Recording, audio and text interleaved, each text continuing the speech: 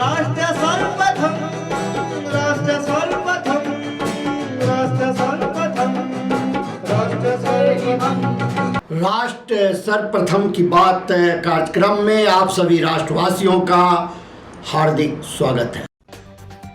प्रधानमंत्री नरेंद्र मोदी ने नई दिल्ली के भारत मंडपम में YUGM कॉन्क्लेव को संबोधित किया। इस दौरान उन्होंने कहा कि शिक्षा प्रणाली देश के भविष्य के लिए युवाओं को तैयार करने में अहम भूमिका निभाती है। हम इस प्रणाली का आधुनिकीकरण कर रहे हैं। सुप्रीम कोर्ट ने कहा कि वह देश की सुरक्षा और संप्रभुता को प्रभावित करने वाली किसी भी रिपोर्ट का खुलासा नहीं करेगा।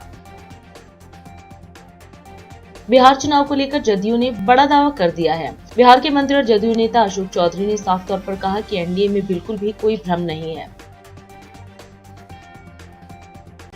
पाकिस्तानी सैनिकों ने लगातार 5वीं रात जम्मू कश्मीर में नियंत्रण रेखा पर संघर्ष विराम का उल्लंघन किया, जिसका भारतीय सेना ने नियत और प्रभावी तरीके से जवाब दिया। बांग्लादेशियों का अवैध प्रवास देश में एक बड़ी समस्या बन गया है। निर्वासित होने के बाद वे आजीविका कमाने के लिए भारत लौट आते हैं। महाराष्ट्र के बांद्रा स्थित लिंकिंग रोड पर बने लिंकिंग स्क्वायर मॉल के क्रोमा शोरूम में अचानक आग लग गई।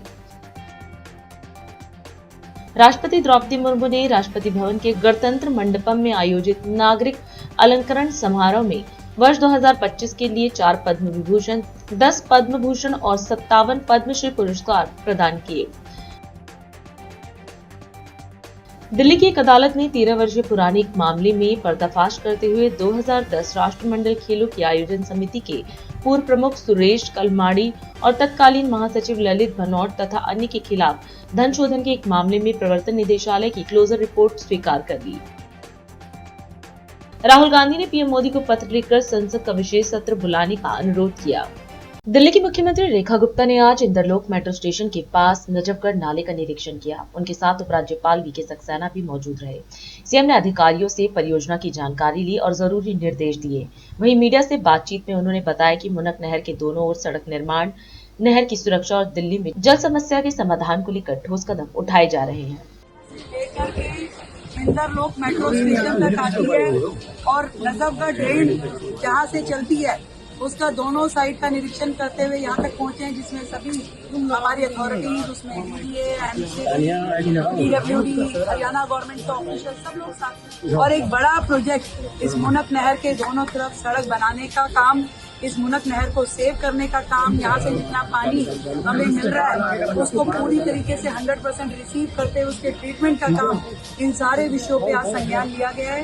और दिल्ली की जो पानी की समस्या है उसका 100% समाधान हो, दिल्ली की प्यास बुझा सके और ट्रीटमेंट वाटर ट्रीटमेंट प्लांट हमारे अच्छे से काम कर सके, इसके ऊपर वर्किंग की जा रही है। और इसको आगे भी संज्ञान में लेते हुए पूरी दिल्ली की समस्या को एक समाधान देने की दिशा में आज का ये निरीक्षण काम। दिल्ली में शिक्षा की स्थिति को लेकर दावा यह है कि देश की सर्वोच्च शिक्षा, चाहे बच्चा 2 साल का हो या छात्र विश्वविद्यालय का, उसे यही मिल सकती है।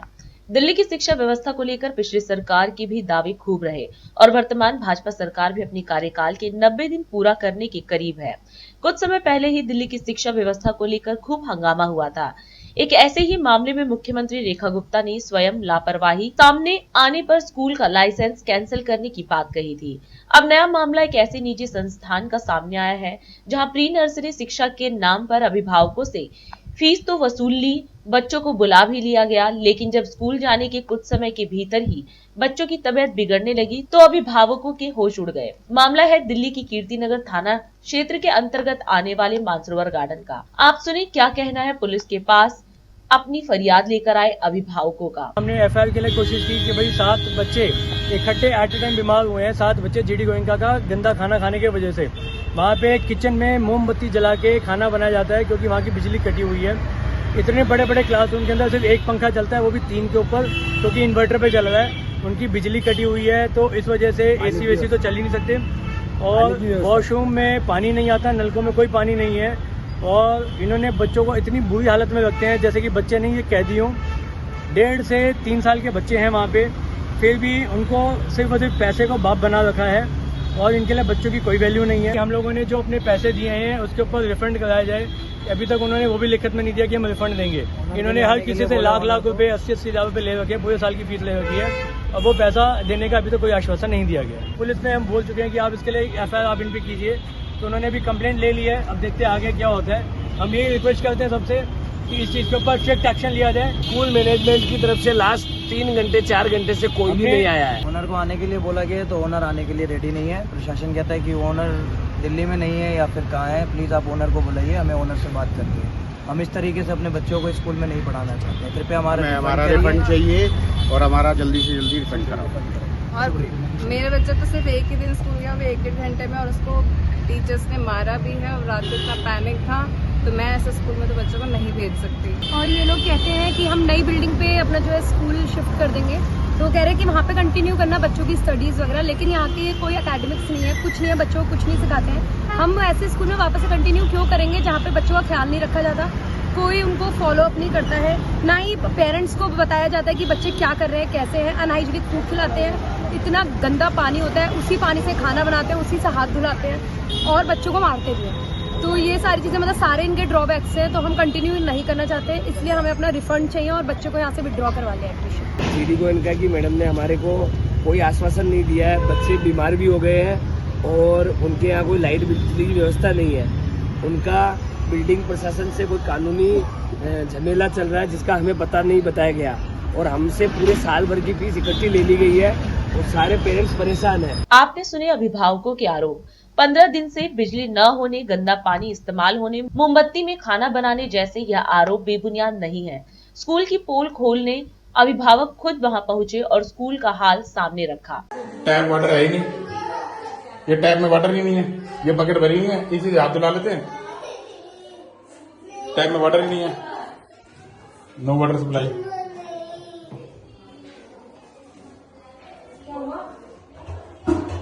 है ही नहीं पानी। ये स्कूल है, इसमें बिल्कुल इलेक्ट्रिसिटी नहीं है। यहाँ खाना बनता है बच्चों का, यहाँ खाना बनता है। सिद्धि ऊपर ये किचन, ये स्कूल की किचन है, ऐसे पानी भरा हुआ है, उसमें यूज हो रहा है। ये ऐसे बर्तन बिना लाइट के बर्तन धो रहे हैं यहाँ पे, मोमबत्तियां लगा के। ये GD गोल्ड में स्कूल है, GD गोल्ड का मानसरोवर गार्डन। कैंडल से यहाँ पे रोटी बन रही है। अब पीने का पता नहीं कौन से, पानी की हालत देख लो कितना गंदा है। इसी से रोटी बन जाएगी ना। अरे इसका वाटर सैंपल ले लो ना, बस इससे खाना बन रहा है। गाड़ी ये थाली धो के रखी हुई है। अभिभावकों की मांग है मानसरोवर गार्डन स्थित इस स्कूल के संचालनकर्ता सामने आए और पूरे साल भर की राशि जो स्कूल प्रशासन द्वारा ली गई है वह वापस की जाए। दिल्ली के शिक्षा मंत्री आशीष सूद इस प्रकार के प्राइवेट विद्यालयों पर अंकुश लगाएं, वरना सरकार की किरकिरी हो जाएगी। वहीं शिक्षा विभाग द्वारा दिल्ली सरकार से मान्यता प्राप्त स्कूलों को जिस प्रकार से शिक्षा अधिकारियों द्वारा वेरिफिकेशन के नाम पर अपनी स्वार्थ पूर्ति के लिए दबाव बनाया जा रहा है। जानकार सूत्रों के अनुसार करमपुरा स्थित दिल्ली सरकार के शिक्षा विभाग कार्यालय के अधिकारियों पर इस तरह के आरोप सामने आ रहे हैं। करमपुरा स्थित दिल्ली सरकार के शिक्षा विभाग कार्यालय के अधिकारियों पर इस तरह के आरोप सामने आए हैं, जिसकी भी निष्पक्ष जांच की आवश्यकता है। प्रधानमंत्री नरेंद्र मोदी ने आज नई दिल्ली स्थित भारत मंडपम में युगम इनोवेशन कॉन्क्लेव को संबोधित किया। उन्होंने सरकारी अधिकारियों, शिक्षाविदों और वैज्ञानिकों की इस महत्वपूर्ण सभा को युगम यानी हितधारकों के संगम के रूप में रेखांकित किया और इसे विकसित भारत के लिए भविष्य की तकनीकों को बढ़ावा देने वाला सहयोग बताया। आज यहाँ सरकार, एकेडमिया, साइंस और रिसर्च से जुड़े भिन्न भिन्न क्षेत्र के लोग इतनी बड़ी संख्या में उपस्थित है। ये एकजुटता, ये कॉन्फ्लुएंस, इसी को युग्म कहते हैं। एक ऐसा युग्म जिसमें विकसित भारत के फ्यूचर टेक से जुड़े स्टेक होल्डर्स एक साथ जुड़े हैं, एक साथ जुटे हैं। मुझे विश्वास है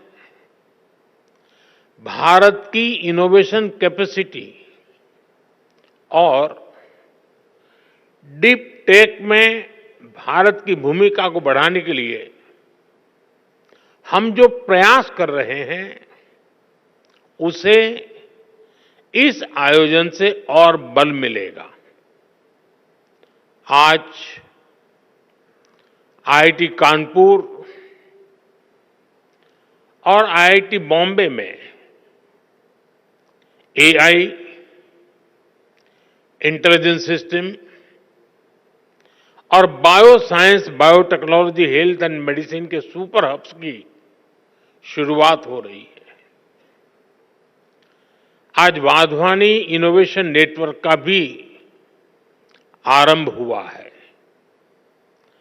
अनुसंधान नेशनल रिसर्च फाउंडेशन के साथ मिलकर रिसर्च को आगे बढ़ाने का संकल्प भी लिया गया है। मैं इस प्रयास के लिए वाधवानी फाउंडेशन को, हमारी आईआईटीज को और दूसरे सभी स्टेक होल्डर्स को बहुत बहुत बधाई देता हूं। विशेष रूप से मैं मेरे मित्र रमेश वाधवानी जी की सराहना करता हूं। आपके डेडिकेशन और सक्रियता से प्राइवेट और पब्लिक सेक्टर ने मिलकर देश की शिक्षा व्यवस्था में कई सकारात्मक बदलाव किए हैं। साथियों, हमारे शास्त्रों में कहा गया है, परम परोपकारार्थ यो जीवति स जीवति, अर्थात जो दूसरों की सेवा और परोपकार के लिए जीवन समर्पित करता है वही वास्तविक जीवन जीता है। इसलिए हम साइंस और टेक्नोलॉजी को भी सेवा का ही माध्यम मानते हैं। जब मैं हमारे देश में वाधवानी फाउंडेशन जैसी संस्थाओं को देखता हूं, जब मैं रमेश जी और उनकी टीम के प्रयासों को देखता हूं, तो मुझे खुशी होती है, गर्व होता है कि हम भारत में साइंस और टेक्नोलॉजी को सही दिशा में आगे बढ़ा रहे हैं। वाधवानी फाउंडेशन स्कूली शिक्षा, आंगनवाड़ी से जुड़ी टेक्नोलॉजी और एग्रीटेक में भी काफी काम कर रहा है। मैं इसके लिए और इसके पहले भी Wadhwani institute of artificial intelligence की स्थापना जैसे अवसर पर आप सबके बीच आया हूं। मुझे विश्वास है आने वाले समय में वाधवानी फाउंडेशन ऐसे ही अनेक माइलस्टोन्स गढ़ता रहेगा। मेरी शुभकामनाएं आपकी संस्था के साथ है, आपके इनिशिएटिव के साथ है। अभी समय है एक ब्रेक का। हम चलते हैं ब्रेक पर, आप कहीं जाए नहीं, छोटा सा ब्रेक। श्रेया फर्निशिंग लेकर आया है आपके लिए होम कलेक्शन, जिसमें आपको मिलता है upholstery fabric, designer curtains, home and office decoratives, carpets and sofa cover कम से कम दाम में कीर्ति नगर में आपके लिए उपलब्ध है। Powered by Kamal Buildtech Private Limited, fulfilling promises. With our professional team and experience of delivering projects, in past we guarantee you peace of mind and top quality work in an affordable price. और अधिक खबरों के लिए आप हमारे YouTube channel दैनिक India दर्पण को अभी सब्सक्राइब करें और नोटिफिकेशन के लिए बेल आइकन को प्रेस करना ना भूलें। राष्ट्र सर्वप्रथम की बात कार्यक्रम में ब्रेक के बाद एक बार फिर आप सभी राष्ट्रवासियों का स्वागत। केंद्रीय मंत्री जेपी नड्डा ने महाराष्ट्र के छत्रपति संभाजी नगर स्थित आर के दामिनी मेडिकल कॉलेज में कौशल्यम प्रयोगशाला का उद्घाटन किया।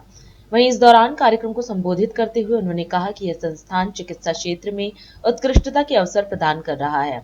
उन्होंने बताया कि यह अत्याधुनिक सुविधा चिकित्सा अनुसंधान की गुणवत्ता को बढ़ाएगी और छात्रों व पेशेवरों को बेहतरीन संसाधन उपलब्ध कराएगी।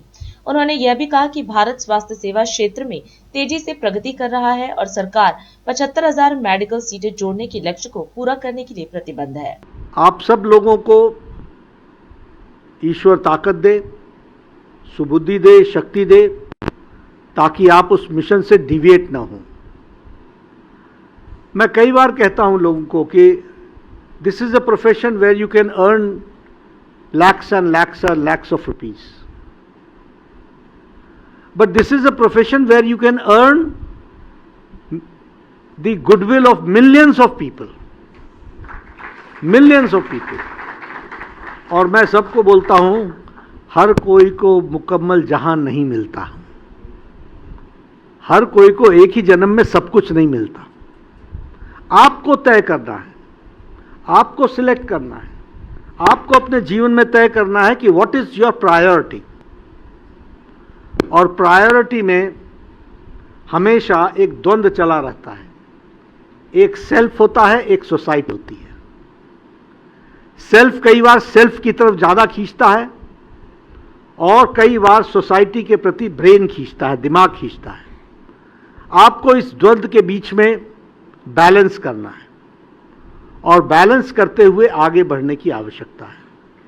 और मुझे लगता है कि यह इंस्टीट्यूट अपने आप में आपको एक अपॉर्चुनिटी दे रहा है, जहां मैं थोड़ा अलग विचारधारा का रखने वाला व्यक्ति हूं।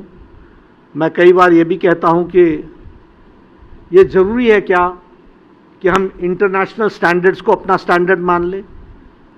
ये जरूरी है क्या कि किसी इंटरनेशनल एसोसिएशन ने कह दिया जिसका कोई साइंटिफिक बेस नहीं है, उसके आधार पर हम अपने मेडिकल साइंस के आधारों को तय कर लें? भारत को अपने ही आधार पर तय करना पड़ेगा। इसके लिए हमको तैयार होना।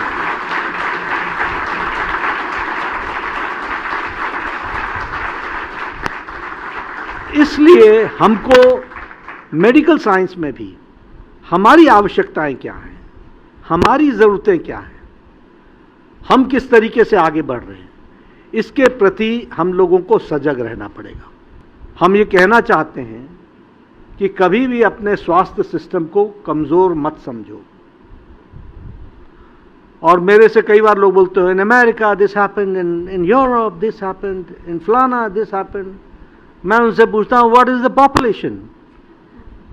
10 मिलियन, 20 मिलियन, 15 मिलियन? अरे इतना तो हमारा एक जिला होता है भाई। How do you compare India with any other country? It's a democratic country. East west north south diversity में यूनिटी है। तो आप हमारे को इन आधारों पर कैसे कंपेयर करते हो? हमको कंपेयर करना है तो मैं आपको एक आधार देता हूं।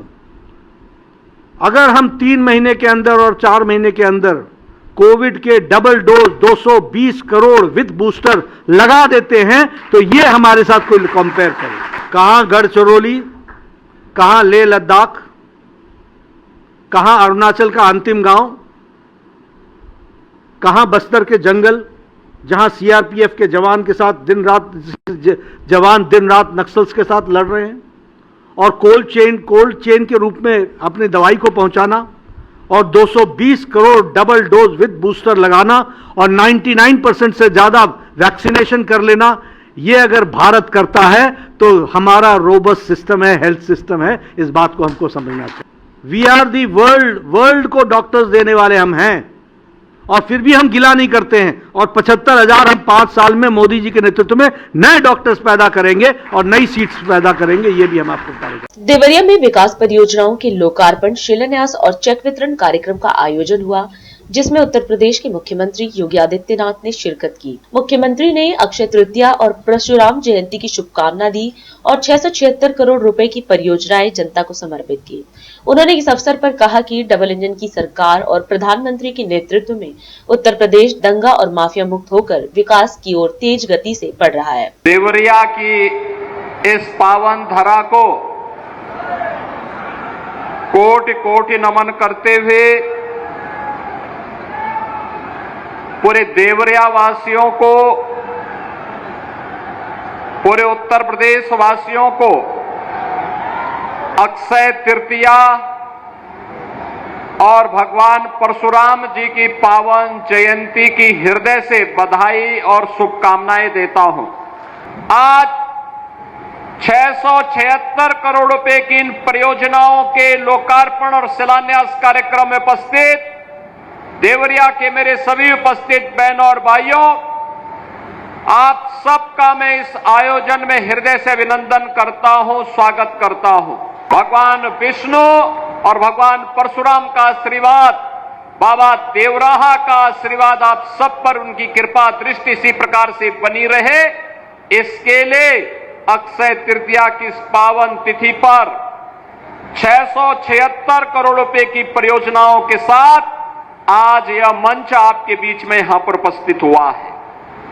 बहनों और भाइयों, आज आप सब इस बात को देखते हैं, देवरिया जनपद 2017 के पहले की स्थितियां क्या थी, लेकिन आज स्थितियां बदली हैं। डबल इंजन की सरकार प्रधानमंत्री मोदी जी के नेतृत्व और मार्गदर्शन में उत्तर प्रदेश देवरिया ही नहीं, अब तो उत्तर प्रदेश दंगा मुक्त भी हुआ है, माफिया मुक्त भी हुआ है और विकास की गति को तेजी के साथ आगे बढ़ाने वाले राज्य के रूप में आगे बढ़ा है।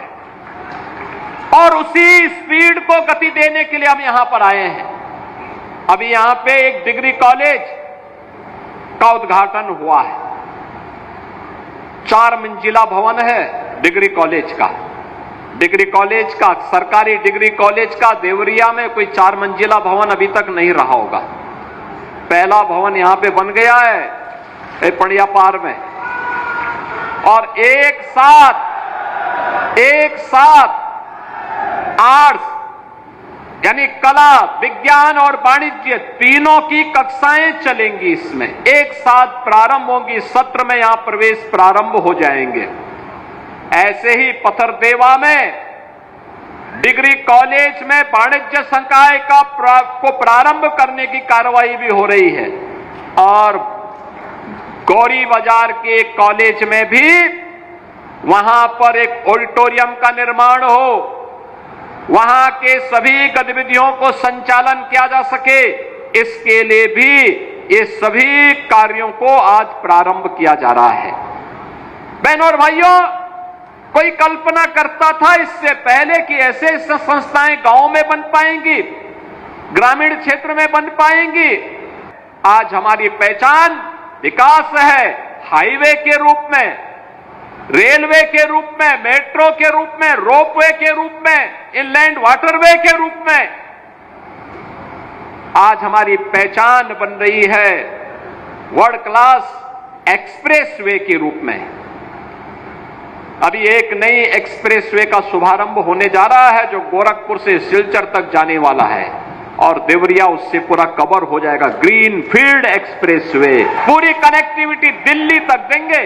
गोरखपुर से शामली को जोड़ने के लिए भी कार्रवाई हो रही है। तो ये मान के चलिए कि आप देवरिया से सीधे शामली या दिल्ली कहीं भी जाना हो, बहुत कम समय में ये सभी कार्य आगे बढ़ेंगे। गोरखपुर से देवरिया आना होता था, सिंगल लेन की सड़क होती थी, आज वो 4 लेन की बन रही है। गोरखपुर से देवरिया बलिया का पूरा मार्ग 4 लेन की कनेक्टिविटी के साथ जुड़ेगा। देवरिया से हाटा मार्ग के चौड़ीकरण के कार्यक्रम को भी हम लोग आगे बढ़ाएंगे। अब ये मार्ग, इस दूरी को और कम किया जाएगा। देवरिया से कसिया और पडरौना के मार्ग को भी क्यों 4 लेन नहीं बनाया जा सकता है? 2 जिला मुख्यालयों को 4 लेन के साथ जोड़ने का कार्यक्रम इस सरकार की प्राथमिकता का हिस्सा है और ये सभी होने चाहिए। मध्य प्रदेश के मुख्यमंत्री मोहन यादव ने इंदौर के रविंद्रनाथ गृह में आयोजित भारत रत्न डॉक्टर भीमराव अंबेडकर सम्मान अभियान के तहत संगोष्ठी में भाग लिया। उन्होंने कहा कि संविधान भारत की आत्मा है जो नागरिकों को अधिकारों के साथ कर्तव्यों का बोध कराता है। बाबा साहब अम्बेडकर ने देश के सामाजिक और आर्थिक उत्थान में हर नागरिक की भूमिका तय की है। इसके साथ ही मुख्यमंत्री ने कहा कि आज गरीब वर्ग के लोग भी बड़े संवैधानिक पदों पर हैं। यह हमारे संविधान की विशेषता है। मुख्यमंत्री ने बताया कि राज्य सरकार ने कामधेनु योजना की शुरुआत की है, जो गौ पालन के माध्यम से किसानों और गरीबों की समृद्धि के लिए बाबा साहेब को समर्पित है। आज जब बाबा साहब अम्बेडकर की बात यहाँ हो रही है तो मैं बाबा साहब अम्बेडकर के कई संबंध अपने माननीय वसुंधरा जी से जोड़ना चाहूंगा कि आपके पिताश्री हमारे महाराज शिवाजीराव महाराज, जिन्होंने बाबा साहब के संविधान को मानते हुए अपनी इतनी बड़ी रियासत, अगर सबसे पहले सरदार वल्लभ भाई पटेल को बुला करके देने की हिम्मत की, ये हमारे महाराज शिवाजीराव जी के लिए जोरदार अभिनंदन को लिए। सच्चे अर्थों में उस भाव के आधार पर उन्हें जीवन जिया है। फिर हम याद करते हैं उस तरीके से भी बाबा साहब को अगर विदेश में शिक्षा अध्ययन करने के लिए भेजा है तो हमारे लिए गुजरात के बड़ौदा परिवार से आता है, वो भी गायकवाड़ परिवार उसी परिवार का एक हिस्सा है। जोरदार अभिनंदन उस भाव के लिए भी। बाबा साहब के लिए हम अगर उनके जीवन के विभिन्न प्रकार के अलग अलग प्रसंगों को देखें तो उनके जीवन के प्रसंगों से, उनके लिए गए निर्णय से, उनके एक एक कदम से सच में कभी कभी हमको लगता है कि बाबा साहब के लिए और समाज का भी प्रेम देखो। आज जिस बात को लेकर बाबा साहब ने अपनी यात्रा प्रारंभ की, सच में उनका सरनेम तो सकवाल था। कोई सकपाल भी कहता था, सकवाल भी था। मूल रूप से बाबा साहब का अपना जब स्कूल में दाखिला हो रहा है तो वहां उनके अपने सरनेम को वहां के ब्राह्मण शिक्षक कोई कृष्ण केशव बोलते हैं, कोई महादेव अम्बेडकर बोलते हैं, उनने अपना सरनेम बाबा साहब को दिया क्योंकि मूल रूप से उनके पिताजी ने जब उनका नाम लिखवाया तो आंबा खेड़कर ऐसा करके नाम लिखा उनका, क्योंकि गांव का नाम लिखते थे। तो उसके बजाय ये अम्बेडकर नाम देना चाहिए और बाबा साहब ने आखिरी सांस तक अम्बेडकर को अपने सीने से लगा रखा अपने गुरु के सम्मान के लिए। ये जोरदार अभिनंदन आतिशदाते से करिए। ये हमारे उनके जड़ों से जुड़ने का वो अपने आप में परिचायक हो सकता है। जिस बात को लेकर बाबा साहब ने अपने जीवन की यात्रा 1927 में प्रारंभ की, अपने पेयजल पर सबका अधिकार हो सकता है, इसको जाति की व्यवस्था से नहीं जोड़ सकते। इनके जीवन के ऐसे संघर्षों के आधार पर तो नेहरू जी घबरा गए। नेहरू जी अपने पिताजी की विरासत के बलबूते पर बने थे, लेकिन मूल रूप से भारत की जड़ों से नहीं जुड़े। इसी के कारण से नेहरू जी के जीवन में सदैव एक पता नहीं उनके प्रति क्या भाव था, और वो दुराभाव इसलिए न कह सकता हूं कि वो दुराभाव के कुछ प्रमाण भी दिखाई देते हैं। नेहरू जी ने कोई उनको मंत्रिमंडल में ला करके एहसान नहीं किया, वो तो पहले ही वाइसराव जी के अपने मंत्रिमंडल में थे, उनकी योग्यता थी, वो पहले से थे। फिर आगे बढ़ के देखे अम्बेडकर जी ने जिन विषयों को अपने अध्ययन में उनके जीवन में धारा है, उससे हटा करके उनको काम देने का प्रयास किया। यहाँ तक कि जब सबने मिलकर तय कर दिया कि संविधान सभा के अध्यक्ष अम्बेडकर जी बनेंगे तो उन्होंने टाला उस विषय को। नेहरू जी ने एक बार, दो बार, तीन बार, जब टला नहीं, सबने मिलकर निर्णय किया। डॉक्टर राजेंद्र प्रसाद जी बीच में पड़े, उन्होंने कहा इससे अच्छा कोई नाम नहीं हो सकता है, अम्बेडकर जी को ही बनाना पड़ेगा। तो मजबूरी में अम्बेडकर जी को बनाया। और आज बाबा साहब को नाम को लेकर कांग्रेस वोट मांगने ढूंढेगी, वोट की बात करेगी। ये जो अपना अतीत के जितने भी पाप अगर किसी ने किए हैं तो बाबा साहब को लेकर कांग्रेस ने किए। लेकिन मैं इस बात के लिए धन्यवाद देना चाहूंगा अटल बिहारी वाजपेयी जी को, माननीय नरेंद्र मोदी जी को, माननीय हमारी दीदी वसुंधरा जी को, जिनके माध्यम से अपनी बात आ रही है कि उनने सारे विषय को आपके सामने रखा है कि हमारे बीच में ये जो वर्ग भेद का 50 तरह की बातें करी, लेकिन उनने आपने बताया कि वहाँ एक्सीलेंस सेंटर खोलने की बात हमने अपनी सरकार में कही। हमारी सरकार ने जन्मभूमि के आधार पर भव्य स्मारक बनाने की बात कही। चैत्य भूमि, शिक्षा भूमि, लंदन में स्वयं गया था, लंदन जब बाबा साहब की शिक्षा हुई थी, वहां के मकान को लेकर के तो नरेंद्र मोदी जी के लिए जोरदार अभिनंदन करें। आज के इस पूरे आयोजन में बाबा साहब के जीवन के विविध पक्षों को लेकर के जितने समाज जनों को सामने लाकर एकत्र किया गया है।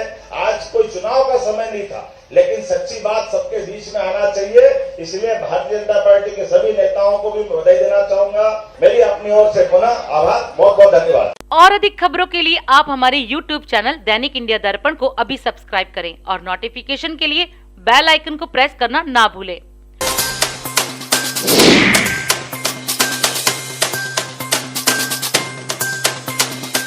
आज हम इस कार्यक्रम में आपसे विदा लेते हैं। आप अन्य खबरों के लिए बने रहे। राष्ट्र सर्वप्रथम, वंदे मातरम, जाग उठा है भारत। राष्ट्र सर्वप्रथम, राष्ट्र